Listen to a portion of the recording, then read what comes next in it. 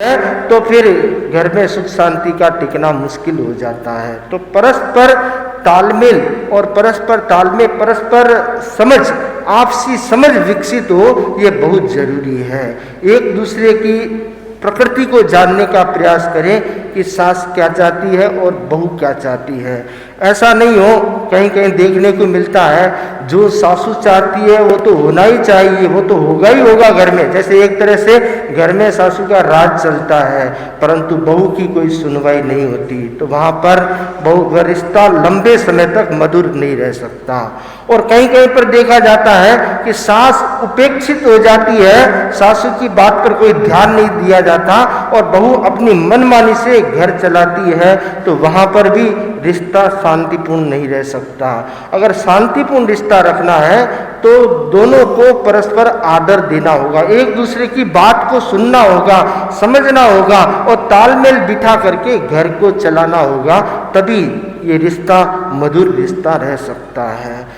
दुनिया में प्रेम एक ऐसी चीज है जो किसी जमीन पर नहीं उगता। प्रेम का पौधा किसी जमीन पर नहीं उगता है, वह हमारे सीने में उगता है, दिल में उगता है। तो प्रेम, अगर एक दूसरे के प्रति प्रेम लुटा दें तो फिर सास और बहू में कोई समस्या नहीं रहेगी। एक छोटी सी कहानी सुनाना चाहूँगा, प्रेम में कितनी बड़ी ताकत होती है। एक छोटा सा गांव था, बहुत कम आबादी थी वहाँ पर, और उस छोटे से गांव में एक बुढ़िया रहती थी।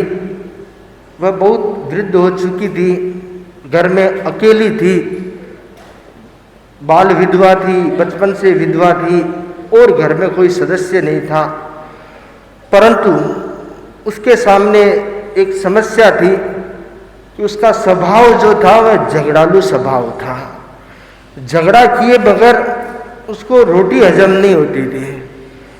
रोज झगड़ा करना, अब किससे करे, घर में तो कोई है नहीं, तो झगड़ा करने के लिए वो गांव में जाती थी, गांव की महिलाओं से झगड़ा करती थी। कुएं पर जाती तो वहां पर महिलाओं से झगड़ा कर लेती। कोई महिला उनको आदर सम्मान नहीं देती, बुलाती नहीं, तो झगड़ा कर लेती कि मेरे को बुलाती नहीं है, मैं तो गांव में सबसे बुजुर्ग हूं। और कोई बुलाती, माऊं बात करे, खुद रो मुंडो देखियो, माऊं बात करे, तो कुछ भी बहाना बनाकर उससे झगड़ा करना है। गांव के लोग परेशान, बुढ़िया के कारण रोज लोगों का दिन खराब होता है। सुबह सुबह किसी से झगड़ा हो जाए तो पूरा दिन मूड ऑफ हो जाता है, दिन खराब, कुछ काम में मन लगता नहीं। तो कोई समस्या का हल निकालो। गांव में पंचायत बैठी और पंचायत में समस्या रखी गई कि ये समस्या है कंकू काकी, उसका नाम था कंकू काकी, इसका क्या किया जाए। तो किसी ने सुझाव दिया कि इसको वृद्धाश्रम में भेज दो। तो गांव के बुजुर्ग लोगों ने कहा कि जिसने पूरा जीवन गांव में निकाल दिया है उसको गांव के बाहर कैसे भेजा जाए। गांव में तो सबका पालन पोषण होता है, कोई बुजुर्ग है तो होता है, बीमार है तो होता है, कोई मंदबुद्धि है तो भी होता है, कोई विकलांग है तो भी होता है। तो परिवार और गांव उसी का नाम है कि जहाँ सबका पालन पोषण हो, तो किसी को बाहर तो नहीं भेजा जा सकता। फिर क्या समस्या का हल निकालें। आखिर विचार करते करते चिंतन आया कि कंकू काकी झगड़े के बिना नहीं रह सकती, ये बात कन्फर्म है, और इनको रोज झगड़ा चाहिए, तो झगड़े की कोई व्यवस्था बैठा दो। तो कहा गया कि रोज एक एक घर से एक महिला जाएगी और कंकू काकी घर झगड़ा करके आएगी। तो कंकू काकी को बाहर घूमना भी नहीं पड़ेगा। अवस्था है, कहीं कोई गाय ने बैल ने लगा दी, गिर जाएगी तो हड्डियां टूट जाएगी और दिक्कत हो जाएगी। तो घर बैठे होम डिलीवरी, झगड़ा घर में, और बारी लगा दी, आज अमुक चंद जी के घर का नंबर है, कल अमुक चंद जी के घर का नंबर है, और उस घर की महिला जाएगी, टाइम बता दिया 11 बजे सुबह, पोरसी आने के बाद, और झगड़ा करके वह आ जाएगी। उसके बाद कंकू काकी खाना खाएगी। रोज का क्रम बन गया, एक एक घर की महिला जाती है, उनसे झगड़ा करके आती है, फिर कंकू काकी खाना खाते हैं। कंकू काकी का घूमना फिरना कि बंद हो गया, अपने घर में रहती है, दूसरे लोगों को परेशानी नहीं। जिसको झगड़ना है वो आर्टिफिशियली झगड़ता है, कृत्रिम झगड़ा करता है, तो उसके सिर पर भार भी नहीं रहता है, व्यवस्था के हिसाब से जाता है, और बाकी दूसरी महिलाओं को कोई टेंशन नहीं है, वो सब शांति से। तो गांव में एक प्रकार से शांति हो गई। एक दिन की बात है, एक सेठ जी के घर का नंबर आया।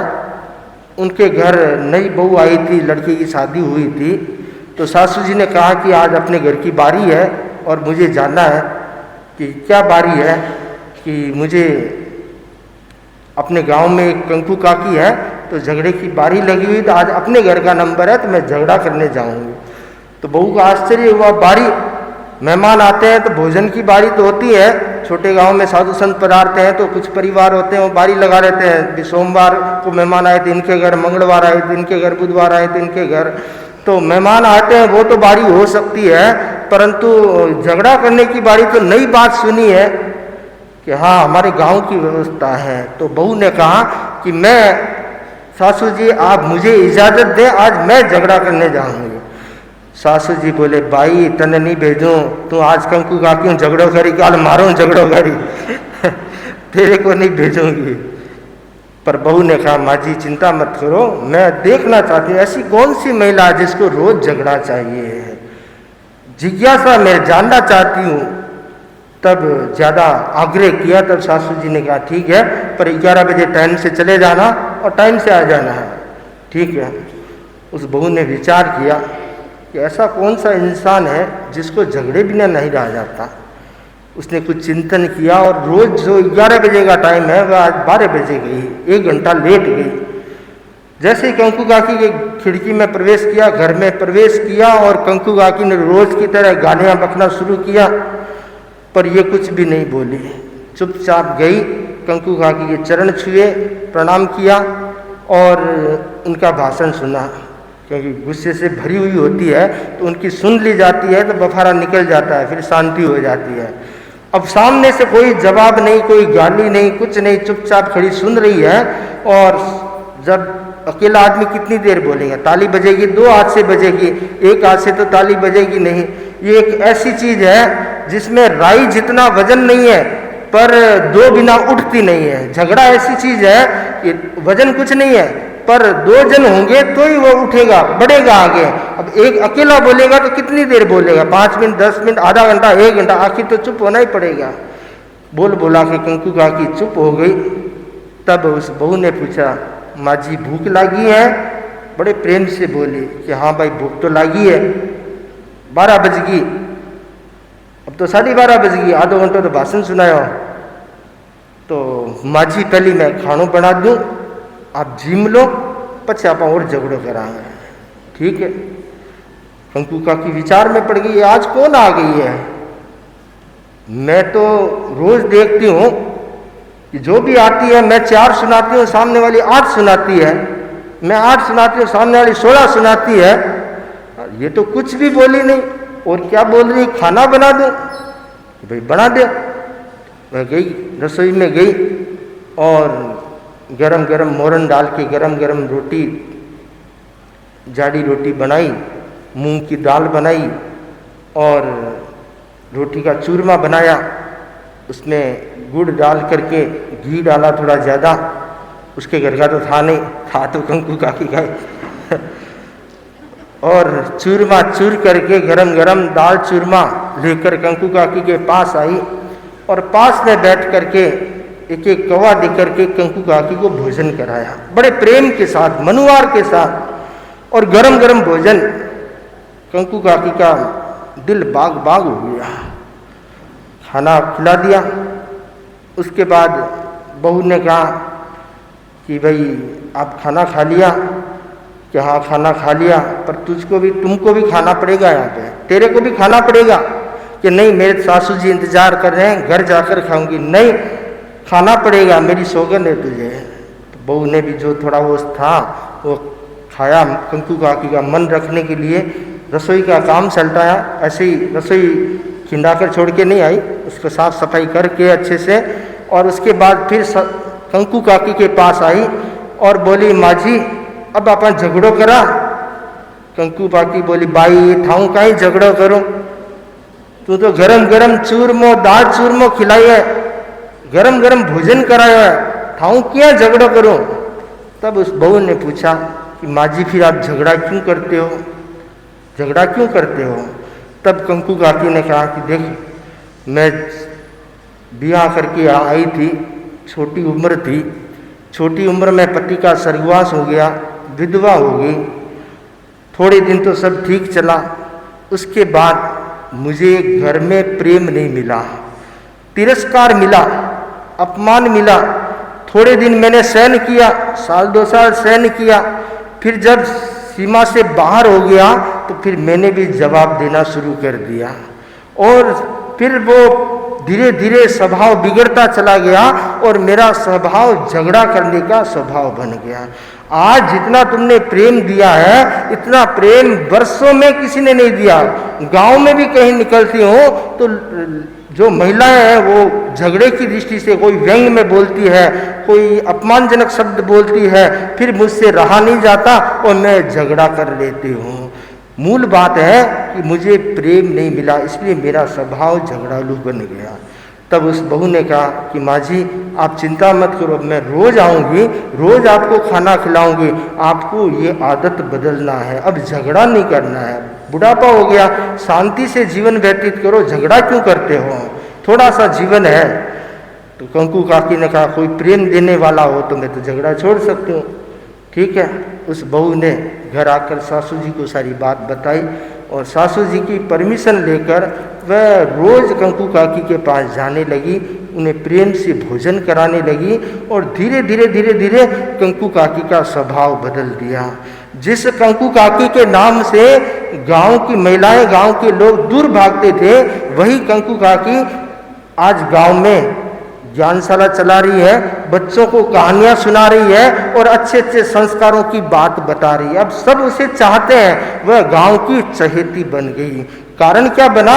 एक प्रेम, उसे प्रेम मिला और स्वभाव बदल गया। तो इंसान जो है वह प्रेम का भूखा होता है। पैसा पद नंबर 2 की बात है, सबसे पहली बात है प्रेम चाहिए। सासू माँ है तो भी प्रेम चाहिए, बहू है तो भी प्रेम चाहिए।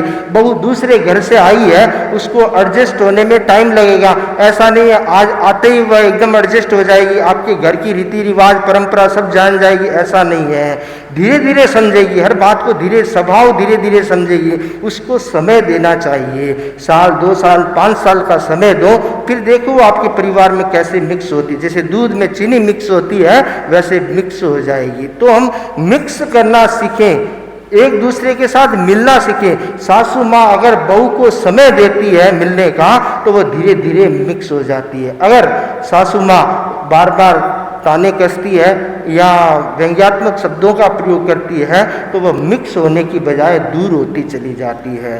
तो बहू को समय दें और बहू का भी दायित्व है कि वह सासू माँ को समझने का प्रयास करे, उनकी भावना समझने का प्रयास करे। कुछ कुछ लोगों की प्रकृति भी होती है, बहू ने कड़ी बनाई, कड़ी खिचड़ी बनाई, सासू माँ ने कहा भाई आज तो नमक कम है। ठीक है भाई, नमक कम है तो नमक डाल दो, इतनी सी तो बात है। परंतु उसके साथ 2-4 बातें और सुनाई। बहू ने फिर दूसरे दिन प्रयास किया और भोजन अच्छे से बनाया और आज कड़ी भी बराबर थी, खिचड़ी भी बराबर थी, सब कुछ बराबर था। बहू ने पूछा कि सासू माँ आज कैसा बना है? अब पूछने से पता चलता है भाई बराबर बना के, उनको जो चाहिए वो बना कि नहीं बना। बहू ने तो अपने हिसाब से बराबर ही बनाया है। तो सासू माँ बोली, बहू आज जैसी कल क्यों नहीं बनाई तूने? अरे आज अच्छी बनाई उसकी सराहना नहीं करी है, कल क्यों नहीं बनाई उसकी चिंता कर रही है, उसकी बात कर रही है। तो कुछ कुछ लोगों की वो मीन में निकालने की आदत होती है, तो उस आदत को एक्सेप्ट करें। भाई सासू माँ है, सासू माँ नहीं कहेगी तो कौन कहे? घर में बड़े हैं वही कहेंगे। और बहू का दायित्व है कि उनको स्वीकार कर ले, भी गलती है तो भी स्वीकार करे, गलती नहीं है तो ये सोचकर भाई बड़े हैं, बड़े मेरे को नहीं कहेंगे तो किसको कहेंगे। तो इस प्रकार जब सुनने की आदत हो जाएगी तो धीरे धीरे सासू माँ भी समझ जाएंगे और जो सही है वही बात कहेंगे। तो सासू जी का प्रेम बहू को मिले और बहू का सम्मान सासू जी को मिले तो दोनों में जो समझ और ट्यूनिंग बनेगी वह घर परिवार की सुख समृद्धि का आधार बन पाएगी। इन्हीं मंगल भावनाओं के साथ ओम आराम।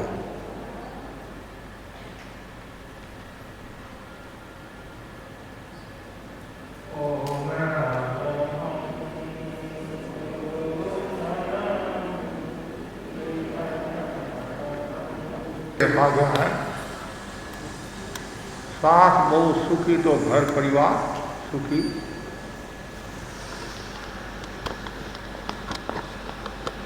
वर्तमान युग प्रशिक्षण का युग है। सास बहू को भी रिश्तों का प्रशिक्षण देना चाहिए, जिससे घर परिवार में सुख शांति स्थापित हो सके। सास और बहू का रिश्ता साझेदारी और समझदारी का है। जो सहेगा वही परिवार में रहेगा और जो नहीं सहेगा वो परिवार से बिखर जाएगा। स्त्री समझदार तो बिखरते परिवार सुलझ जाते हैं, अगर स्त्री अड़ियल तो सुलझे हुए परिवार भी बिखर जाते हैं। इसलिए सास बहू का सुखी होना जरूरी है, और सास बहू सुखी है तो घर परिवार सुखी है।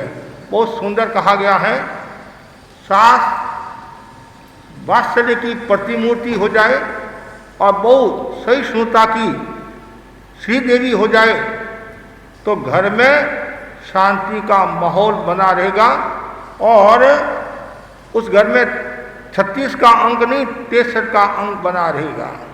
आवश्यकता है सास और बहू के आपस में प्रेम और सौहार्द रहे। पुराने समय में पति और पत्नी के गण मिलाए जाते थे, लेकिन वर्तमान में सास और बहू के गण मिलाने चाहिए ताकि घर में शांति का माहौल बना रहे। कारण पति तो जॉब में चला जाता है, दुकान चला जाता है, और घर में सास और बहू रहती है। इसलिए आवश्यकता है सास और बहू के बीच में सौहार्द प्रेम बना रहे। अब कुछ बातों का ध्यान रखने की आवश्यकता है। पहली बात तो यह है, सास और बहू के बीच में टकराहट क्यों होती है। कई बिंदु है, उनमें पहला जो बिंदु बताया गया है अहंकार। वर्तमान की भयंकर समस्या है ईगो प्रॉब्लम, और ईगो प्रॉब्लम का प्रारंभ आग्रह के साथ होता है। मैं जो कह रही हूं वह सही है, वह जो कह रही है गलत है। सासू कह रही है मैं जो कह रही सही है, और बहू कह रही है मैं जो कह रही वह सही है। और कभी कभी ऐसा भाव आ जाता है, बहू तू मेरे को क्या शिक्षा देती है, तुमने जितना नमक खाया है उतना मैंने आटा खाया है। कहते नहीं, मतलब तुमने जितना नमक खाया, ऐसे कहा जाता नहीं, तुम मेरे को क्या शिक्षा दे रही है, तू ज्यादा शिक्षा मत दे, जो मैं कहूं वैसा तू करती रहे, नहीं तो समस्या हो जाएगी। ये आग्रह कभी कभी भयंकर समस्या बना देता है, और घर में द्वार की जगह दीवार का माहौल बन जाता है। एक बुढ़िया किसी के घर पर छाछ लेने के लिए गई, और जैसे घर में प्रवेश करती है तो बहू घर में थी, और बहू ने कहा माँ जी आज छाछ नहीं बनाई है, कि कोई बात नहीं, बड़े प्रेम के साथ कहा। और वापिस बुढ़िया अपने घर जा रही, और रास्ते में क्या होता है, उस बहू की सासू रास्ते में मिली और कहा बुढ़िया जी कहाँ गए थे, कि तुम्हारे घर पर ही गई थी। किस लिए गए थे, छाछ लेने के लिए। तो फिर क्या हुआ, तुम्हारी बहू ने कहा छाछ बनाई नहीं है। तत्काल बुढ़िया का हाथ पकड़ा, चल मेरे साथ। तो बुढ़िया ने सोचा बहू का मन नहीं होगा, बहू के मन में पाप होगा, इसलिए उसने मना किया है। और दोनों ही बुढ़िया घर में प्रवेश करती है, और घर की मालकिन बुढ़िया दूसरी बुढ़िया को कहती है आज छाछ बनाई नहीं है। और ये बात तो तुम्हारी बहू को कही, फिर मेरे को लेकर क्यों आई, कि बहू कौन होती है, घर की मालकिन मैं होती हूँ, मैं हूँ, जैसा मैं कहूँगी वैसा करना पड़ेगा। अब बोलो आप उस बुढ़िया पर क्या असर पड़ा होगा, उस बुढ़िया पर भी असर पड़ा होगा, और उस बहू पर भी असर पड़ा होगा। उसमें यदि आपस में प्रेम और सौहार्द होता तो ये समस्या नहीं आती। तो जहाँ ईगो प्रॉब्लम होता है वहाँ समस्या आती है। इसलिए ज्ञानी जन कहते हैं सबसे पहले यदि प्रेम बनाना है, घर में शांति का माहौल स्थापित करना है, तो ईगो प्रॉब्लम को छोड़ना पड़ेगा। वर्तमान की बहुआ क्या बोलती है, सासू जी ज़्यादा बड़बड़ मत करो, शांति रखो, आपको आता कुछ है नहीं है, और मैं MA पास हूँ, BA पास हूँ, आजकल डिग्रियाँ और होगी। या कभी कभी डिग्रियाँ भी समाधि का काम नहीं करती हैं, कभी कभी उपाधि का काम कर देती है। उपाधि मतलब अहंकार बढ़ाने का काम। पढ़ाई के साथ में विनय होना जरूरी है, पढ़ाई के साथ विनय नहीं होता है, अहंकार आ जाता है, आग्रह आ जाता है, तो समस्या आती है।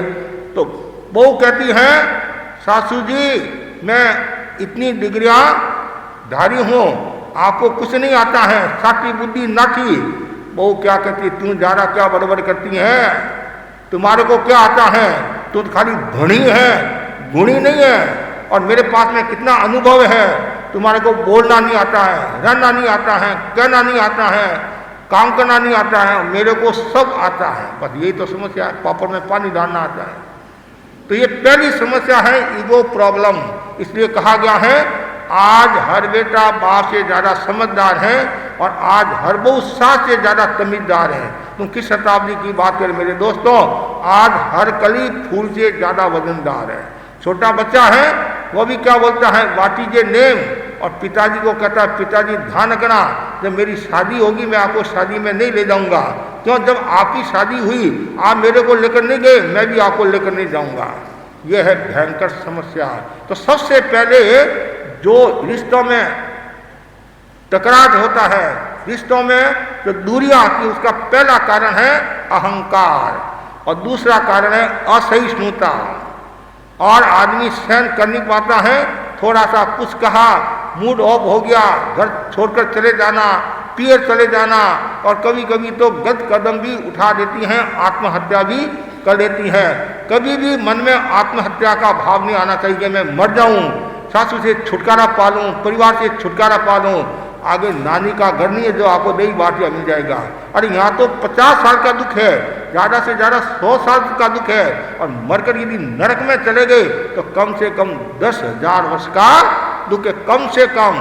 इसलिए सहना सीखो।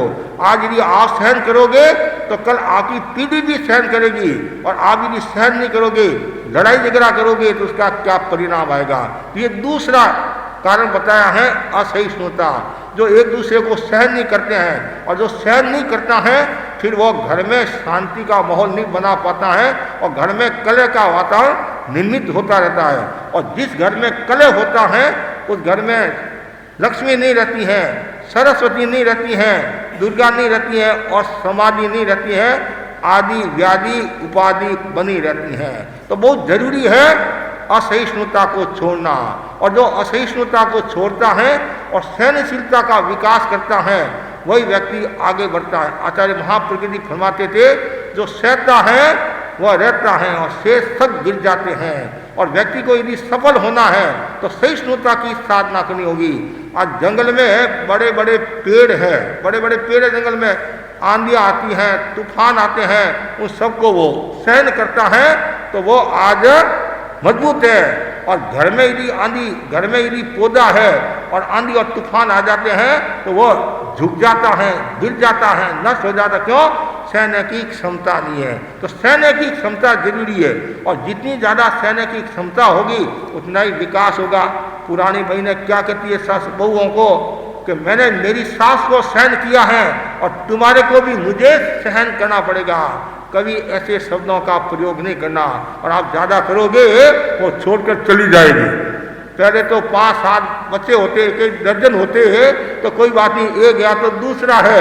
अब तो हम दो हमारे दो, हम दो हमारे एक, फिर तुम तुम्हारे हम हमारे, जो एक है। और आप ऐसा कहोगे तो उसका परिणाम क्या आएगा।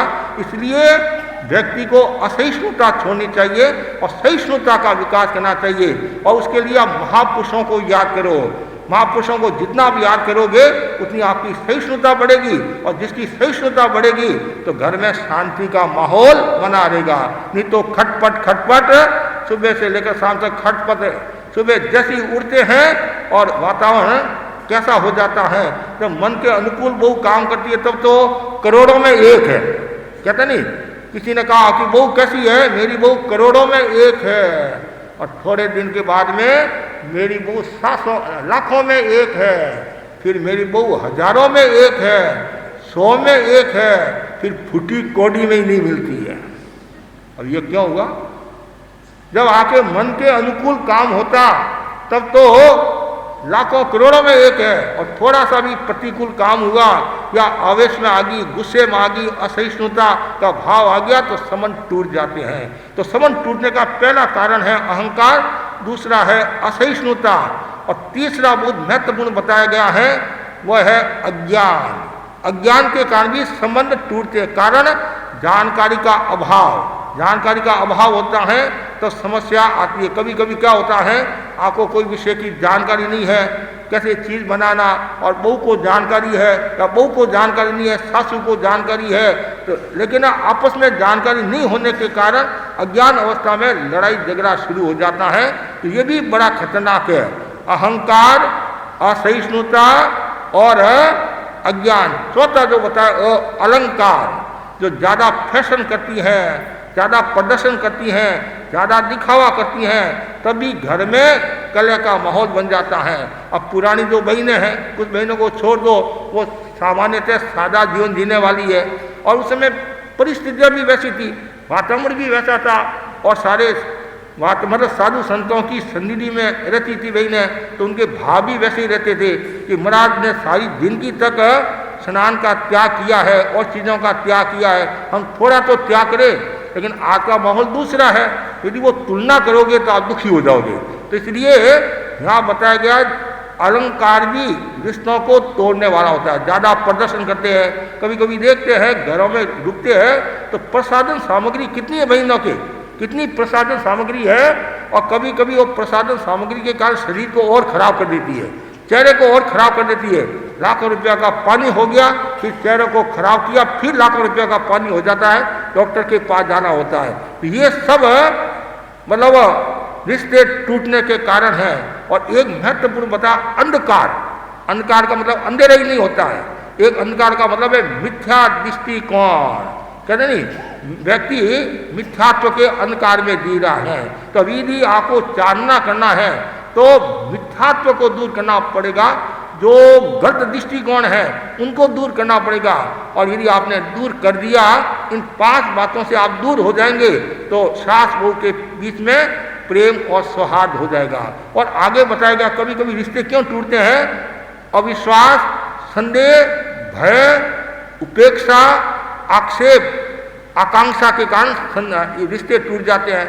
जैसे संदेह, कैसे माँ और बेटी बात करी है और बहू आ गई, इतने में माँ बेटी ने बात पूरी कर ली, उनकी बात पूरी होगी, लेकिन बहू के मन में क्या आता है, हाँ मेरे को देखकर बात इन्होंने बंद की है, अब ननद बाई से आया है और कोई न कोई ही सासू जी का कान भरकर जाएंगे, हम क्यों मन में संदेह रखें। और बात तो पूरी हुई, और यदि आपको देखकर भी यदि बात बंद कर लिए, हम मन में क्यों शंका रखें, सद्भावना रखे, अच्छे भाव रखे। ये संदेह के कारण न जाने कितने परिवार टूट गए हैं, सास बहू के रिश्ते टूट गए हैं। और वर्तमान में भी देख महाराज कभी कभी आते हैं, सासू मेरे पर विश्वास नहीं करती है, बहू कहती है बहू मेरे पर विश्वास नहीं करती है, सासू कहती है मतलब बहू मेरे पर विश्वास नहीं करती, बहू कहती है सासू मेरे पर विश्वास नहीं करती है। अरे दुनिया विश्वास से चलती है, विश्वास ही शक्ति है, विश्वास ही संपदा है, एक दूसरे पर भरोसा तो करना पड़ेगा। अब बहू बेटी घर पर आती है पियर से, तब तो आप कितना विश्वास करते हो, सब बताते हैं ये है वो है, यहाँ बेटी ध्यान रखना, यहाँ सोना पड़ा, यहाँ चांदी है, ये है।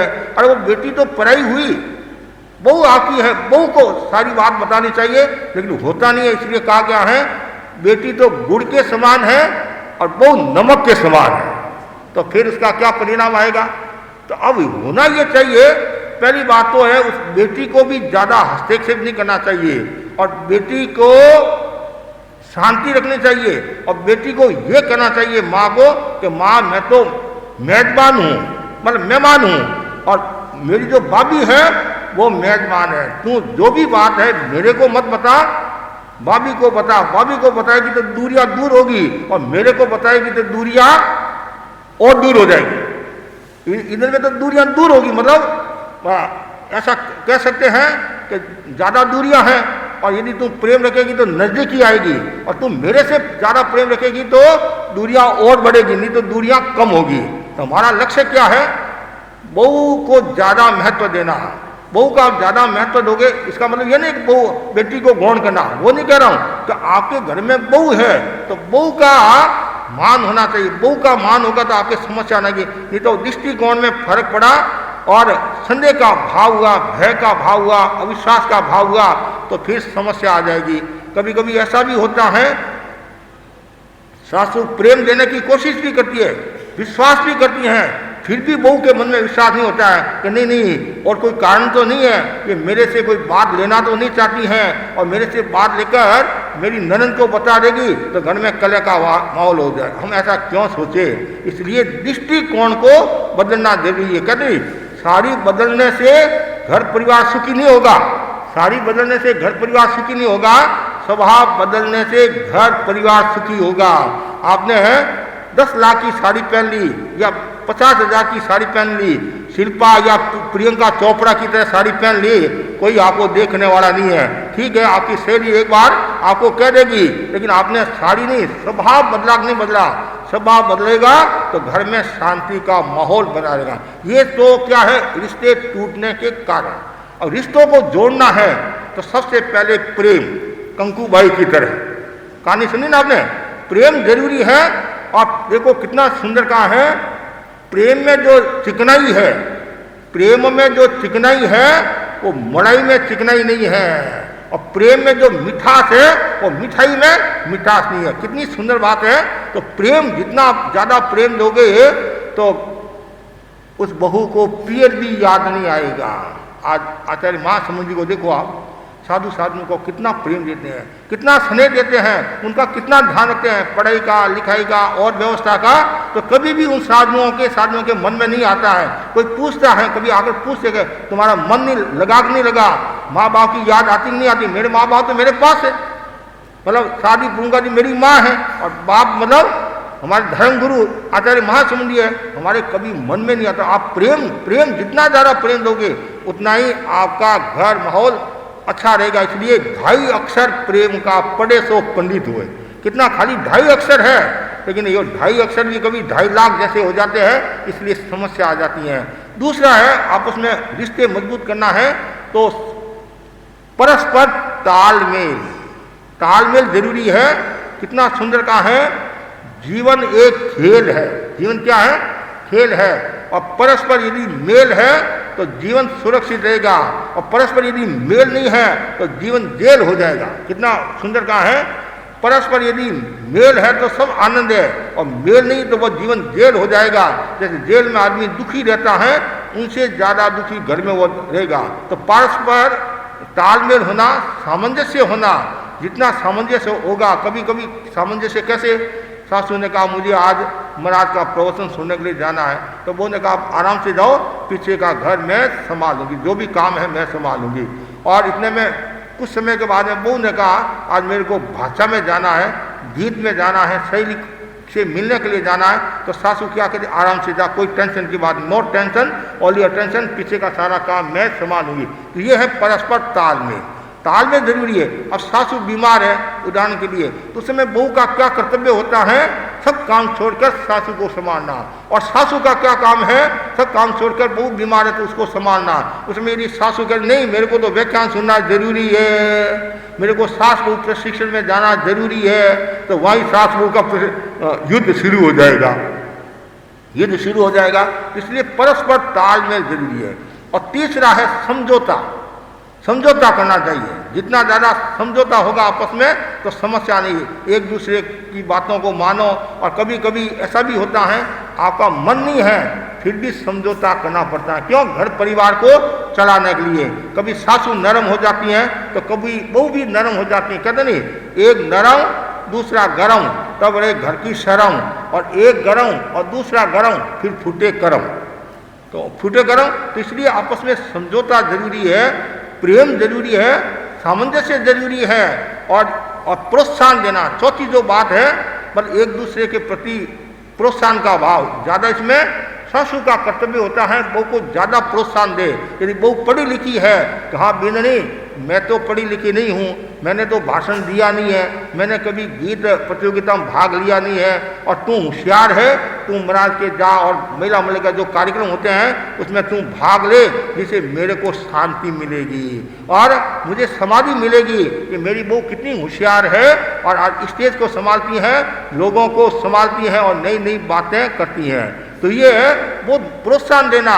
और उस समय यदि सासू कहती है मैं तो बीमार पड़ी हूँ और तुम्हें भाषण याद आएगा, तुम्हारे को गीत गाना याद आएगा, नहीं, उसमें आपस में प्रोत्साहन नहीं, बहुत खास बात नहीं है, मैं थोड़ी देर सहन कर लूँगी और तुम जा, ये बहुत महत्वपूर्ण कंपटीशन है। इसे जिन शासन की प्रभावना तो होगी, साथ में घर परिवार का नाम भी रोशन होगा। तो ये सब बातें यदि आप रखोगे तो सास बहू के आपस में प्रेम रहेगा, सौहार्द रहेगा, सुखी, तो घर परिवार भी सुखी। कभी कभी क्या होता है, सास और पति ये दो बेचारे फंस जाते हैं सासू बहू के चक्कर में। ये दो, अब ससुर बोले तो भी समस्या, पति बोले तो भी समस्या, माँ का पक्ष रहे तो भी समस्या, पत्नी का पक्ष रहे तो भी समस्या।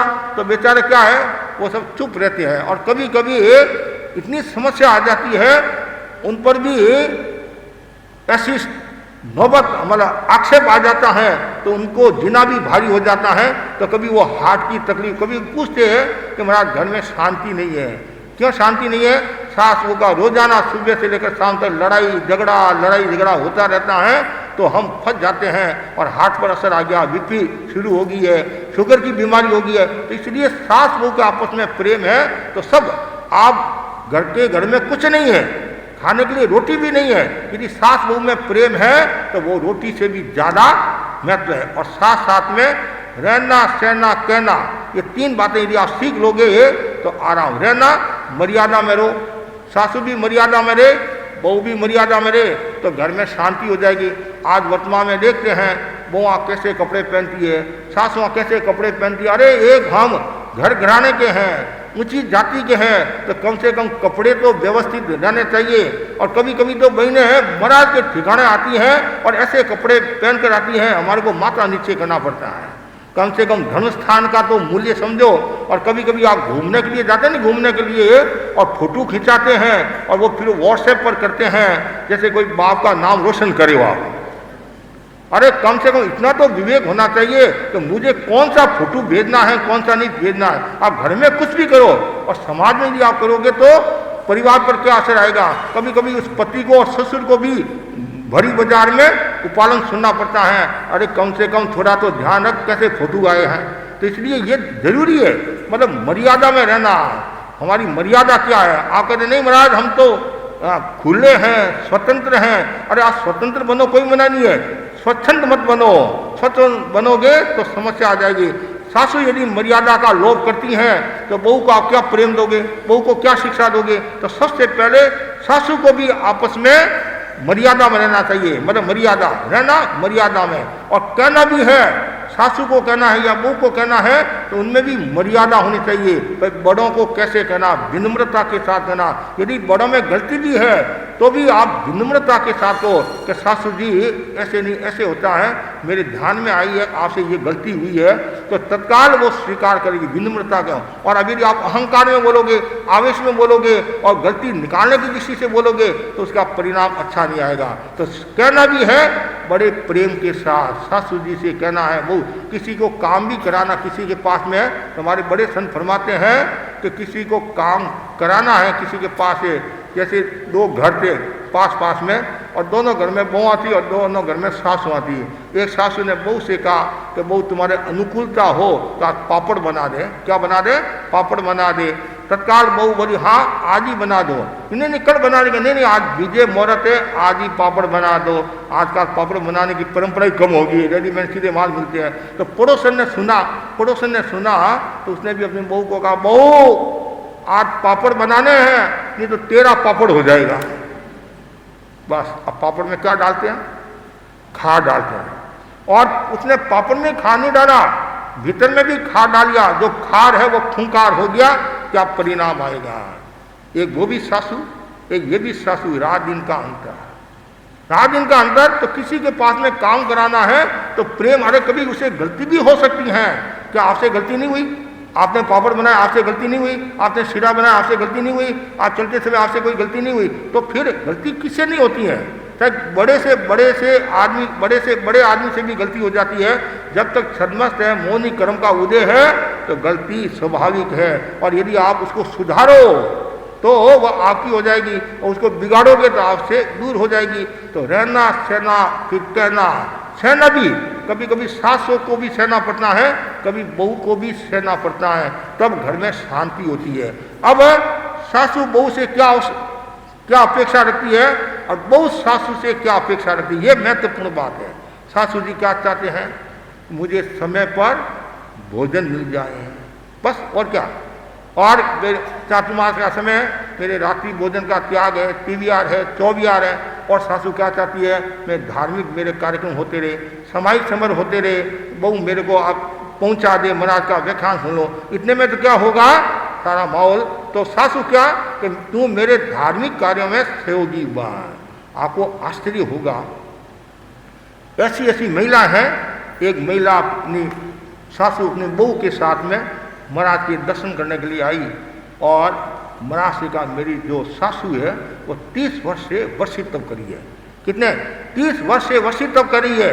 वर्षित तप करी है तो मुनिराज बोले मैं भी तप का अनुमोदन करता हूं। 30 साल से वर्षित तप।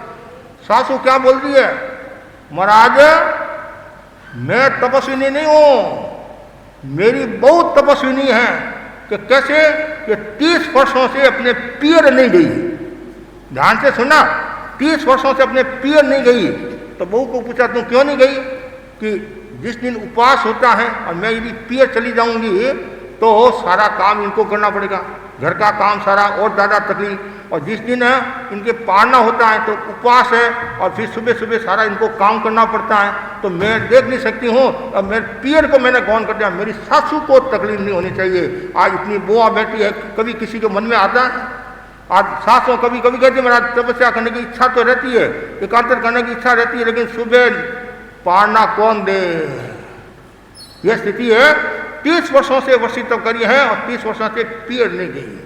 यह सासू और बहू का संबंध। दूसरा एक उदाहरण, और एक बहू बड़ा बाजार गई साड़ी खरीदने के लिए, तो ग्राहक ने, मालिक ने, व्यापारी ने, जो दुकानदार ने, ये साड़ी और सस्ती और सस्ती और सस्ती, वो बोली और सस्ती। ऐसे करते करते फिर वो मालिक समझदार था, वो बोला वो तुम खरीद नहीं सकेगी, कल तुम्हारी सासू को साथ में लेकर आना। सासू को साथ में लेकर आना। तो सासू को साथ में, सासू ने कहा महंगी से महंगी साड़ी बता। क्या कहा? महंगी से महंगी।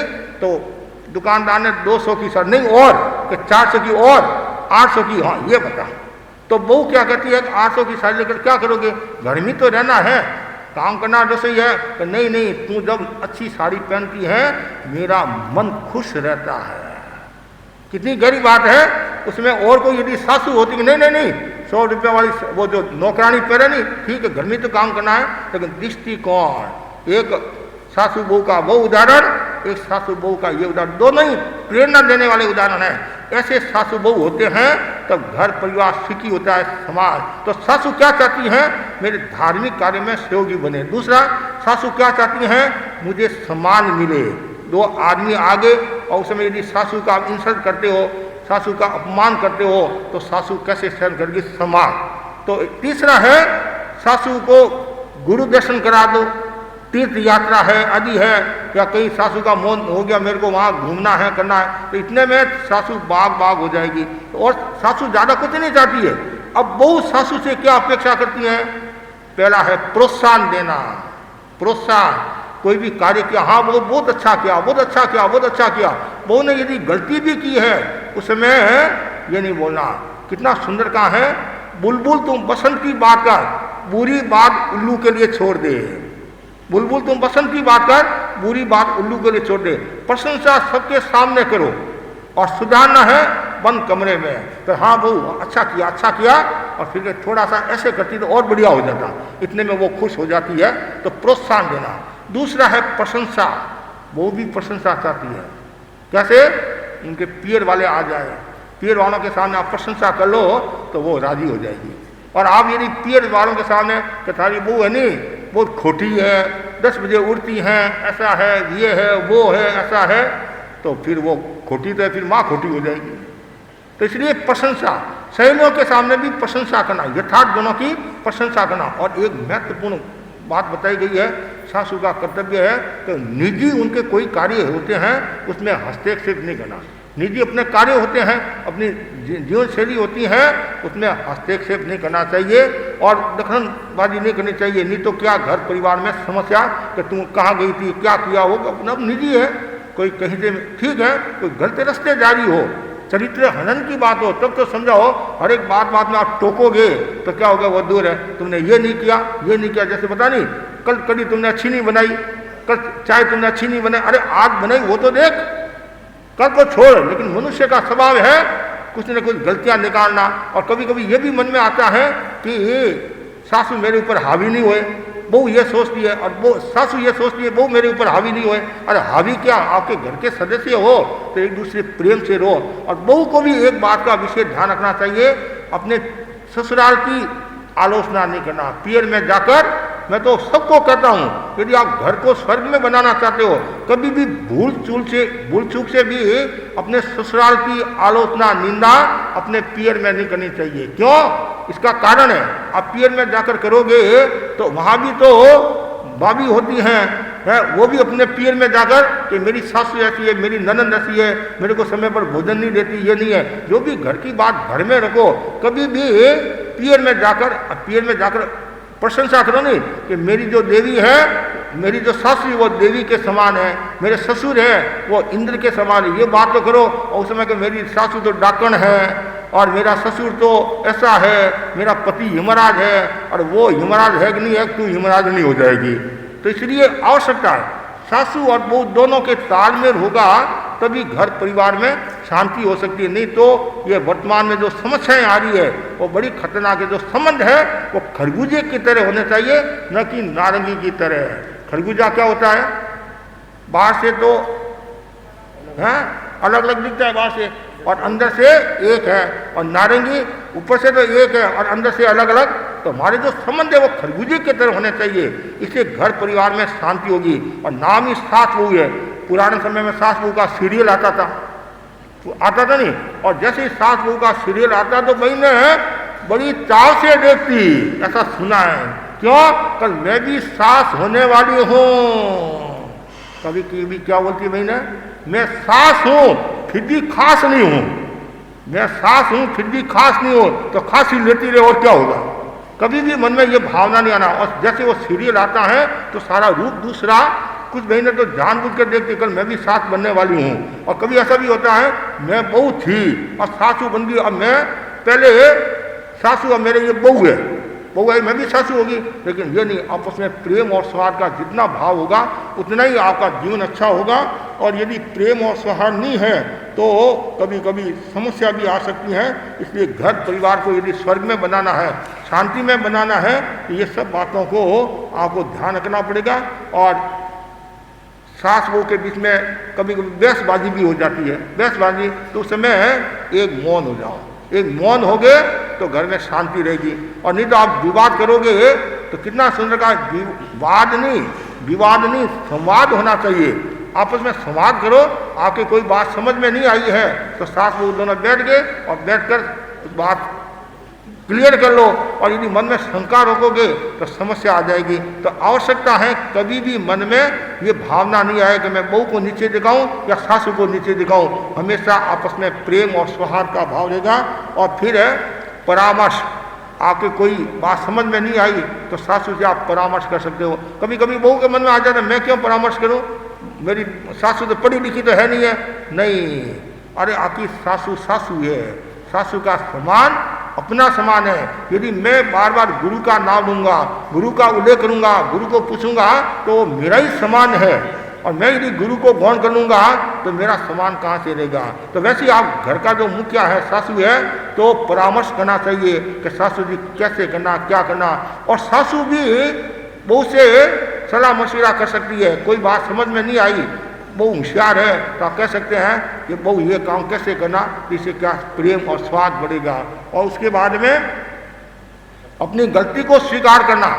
सासू से गलती होगी है तो स्वीकार करो, बहू से गलती होगी है तो बहू को स्वीकार करना चाहिए। इससे क्या होगा, शांति रहेगी। और उस समय यदि आप आग्रह में आ जाते हैं, अहंकार में आ जाते हैं कि मैं गलती स्वीकार नहीं करता, मेरे से गलती हुई नहीं है, तो उसका क्या परिणाम आएगा, घर में अशांति हो जाएगी, घर में दुख का पहाड़ खड़ा हो जाएगा। इसलिए आवश्यकता है गलती को स्वीकार करो। असाधु है, हम भी गलती स्वीकार करते ही नहीं करते हैं। गलती स्वीकार करने वाला छोटा नहीं बड़ा होता है, और जो गलती को स्वीकार करता है वही मोक्ष को प्राप्त होता है। जो गलती को स्वीकार करता है मोक्ष को प्राप्त नहीं होता है। उसके बाद में गलतियों की चर्चा मत करो। कभी कभी ये दो सहेलियाँ मिल जाती हैं ना, दो सहेलियाँ, तो क्या मेरी सासू ये गलती करती है, ऐसा करती है, वो करती है, दिन भर घूमती रहती है, क्लबों में घूमती रहती है। फिर बहू के बारे में सासू बोलती, मरा तू जानती नहीं है, ये तो ऐसे ही करती है, तो मेरी बात तू सुनेगी नहीं तो पता चलेगा कि मेरी वो क्या क्या कार्य करती है। नहीं, कभी भी ऐसी आलोचना नहीं करना और न किसी के सामने उतरती बात करना। धर्म संघ की एक विशेषता है, कोई साधु साध्वी संघ की उतरती बात नहीं करे, श्रावक की भी संघ की उतरती बात नहीं करे। कोई बात नहीं समझ में आई है तो गुरु को पूछ ले, नहीं तो केवली गम्य कर दे है, लेकिन आप अपने गलतियों की चर्चा नहीं करो।